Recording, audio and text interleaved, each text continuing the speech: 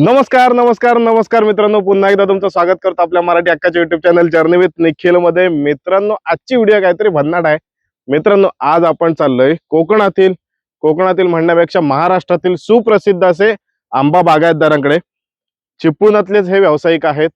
आपण तिथे जाणार आहोत, अनुभव घेणार आहोत. कशा पद्धतीचा अनुभव असतो, तिथली काय काय माहिती आपल्याला बघायला मिळते ना, ते आजच्या व्हिडिओत पाहणार आहोत. या आंबा व्यावसायिकांना भेटण्यासाठी मी आलोय चिपळूणवरून. आपल्या चिपळूणच्या जवळच असलेल्या भिले गावातलं हे सुंदर असं वातावरण. आणि एक तुम्हाला प्रश्न विचारायचा आहे, हा जो आंबा आहे हा बाजारात मिळतो रत्नागिरी हापूसच्या नावाखाली, पण तुम्ही जो आंबा खाताय तो रत्नागिरी हापूस आहेच का, ते कसे ओळखायचे हे जाणून घेऊया.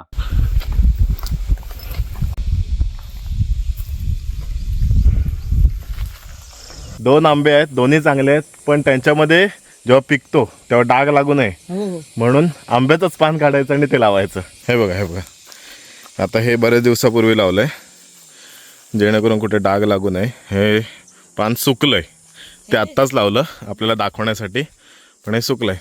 हे छोटी छोटी काळजी अशा बरेच आहेत. आता ह्या फांद्यांना भरपूर आंबे आहेत. बरोबर. हा इथे मेडका लावलाय, सपोर्ट लावलेला आहे त्या फांद्यांना. हा मेडका लावला तिथे. बरोबर, की आंब्यांच्या वजनामुळे ती फांदी तुटू नये.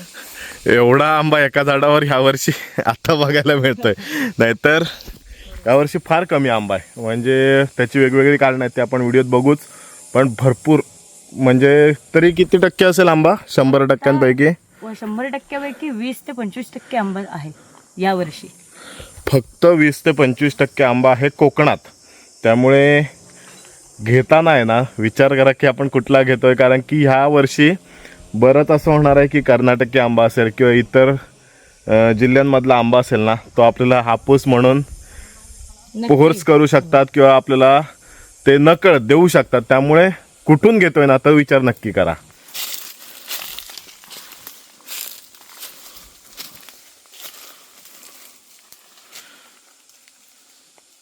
आणि अरे दुपारी नको काय वरून आंबा काढताना तो आपल्याला जून कोळा कसा कळतो, ही टोक असते ही निवळते आणि देठाशी पूर्ण खड्डा पडलेला असतो. हाच खड्डा आपल्याला खालून आता आंबे वरती काढतायत हे असे, तेव्हा ते दिसत नाही हा खड्डा, पण ह्या टोकावर समजतं की हा जून झालाय की नाही. आता टोक आलं म्हणजे तो जून झालाय, टोक गेलं म्हणजे जून झाला. ओके. ही शेड जी आलेली आहे रंगाची, ही छटा आली आंब्याने, ही उन्हाची आहे. ओके. हा, उन्हामुळे एक त्याला तेज आलाय म्हणता येईल, त्याला एक रंग आलाय वेगळा असं. म्हणजे आडीला लावण्याच्या आधी जो तांबूस दिसतो, हा, त्याची सुरुवात म्हणता येईल असं नाही म्हणता येणार. पण हे भाजलेलं पण म्हणता येतं. हे उन्हामुळे भाजलंय, हा आंबा भाजला गेला. हा थोडे दिवसांनी पिकल्यानंतर ह्याच्यात चाकी निघू शकते आपली बारीक. आणि हाच आंबा ह्या कलरला आलेला आहे, रंगाची शेड येते थोडी. वरून उंच झाडावरून आंबे काढताना ते एकदम झेल्यातनं सारखे सारखे द्यायला होत नाही, म्हणून ही शिकार तयार केली जाते. ही टोपली आहे आणि ह्या टोपलीला विणकाम करून ही बांधलेली आहे. ही दोरी आहे, ही वरती झाडावर आहे, आणि त्याच्यातनं मग ते झेल्यातनं आंबे तोडून ह्याच्यात ठेवतात आणि हा आंबा खाली येतो. ओके. आता ह्याची देठ कुटून तो क्रेटमध्ये घ्यायचा.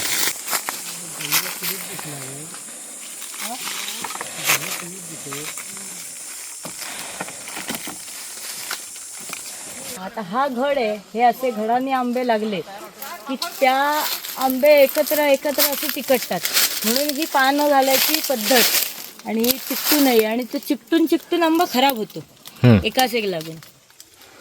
म्हणून आपण जी मगाशी दाखवली तशी पानं लावायची पद्धत आहे, जेणेकरून आंबा खराब होत नाही.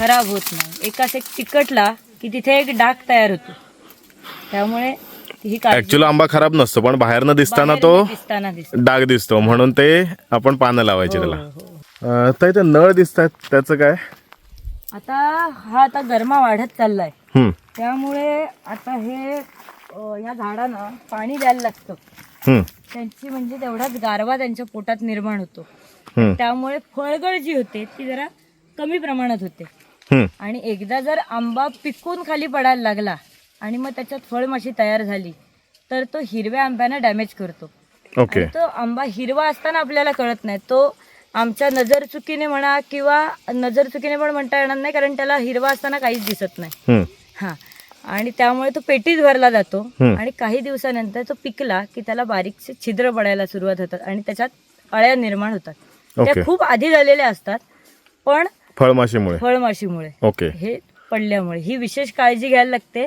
आणि जे असे गळतात, अशी फळं गळतात, ते एकतर आम्ही घरी नेतो, त्यांचा काहीतरी विल्हेवाट चांगल्या प्रकारे लावायची, नाहीतर कंपाऊंडच्या बाहेर खड्डा मारून त्याला पुरून टाकायचे.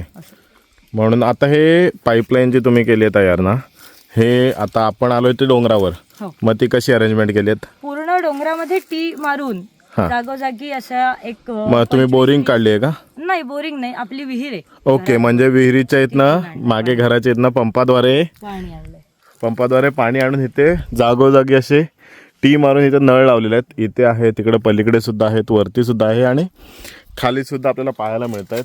एक 50 झाडांच्या एरियामध्ये एक नळ असा आम्ही हे ठेवलाय.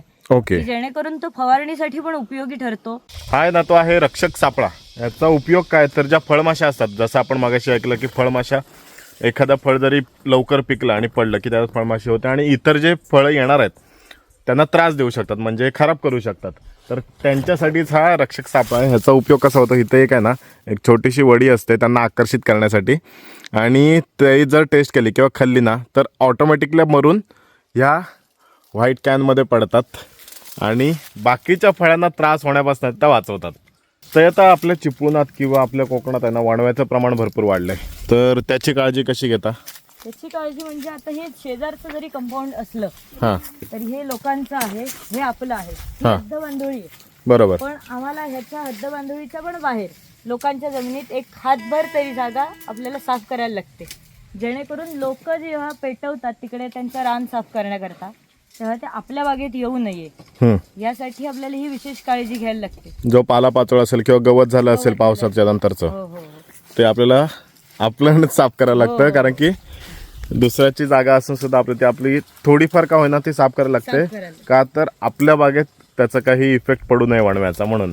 बागेतील पारंपरिक पद्धतीने काढलेले आंबे आता केतकर काकांच्या घरी उतरवून वजनानुसार सॉर्टिंग करून 5 प्लाय बॉक्स मध्ये पॅक केला जातो. हे पॅक केलेले बॉक्स लाकडी शेड खाली प्लास्टिक वर न ठेवता गोणीवर ठेवले जातात. केतकर बंधू यांच्याकडे फक्त आंबेच नाही तर इतर कोकणी बाय प्रोडक्ट्स देखील मिळतात. आमचं 1973 पासून हा आमचा आंबा व्यवसाय सुरू आहे आणि आम्ही जास्तीत जास्त क्वालिटी मेंटेन करण्याचा प्रयत्न करतो.